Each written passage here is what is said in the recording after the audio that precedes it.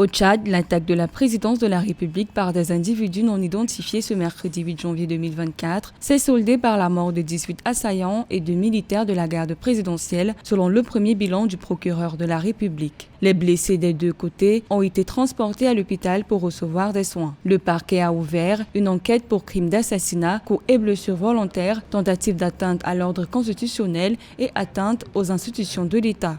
Des enquêtes ont été déjà ouvertes pour chercher, identifier tous les instigateurs, les auteurs, les co-auteurs et complices de ces actes.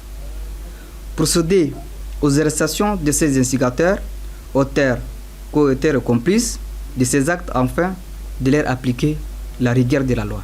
Les assaillants et les commanditaires de cette attaque n'ont toujours pas été identifiés par les autorités. Mais le gouvernement rassure la population que la situation sécuritaire est sous contrôle et qu'elle peut vaquer à ses occupations. Je n'ai pas grand-chose à vous dire plus que ça. La vie a repris normalement. Je voudrais vous rassurer, il n'y a absolument aucune crainte, absolument aucune menace sur les institutions. Ce n'est pas la peine que les gens paniquent.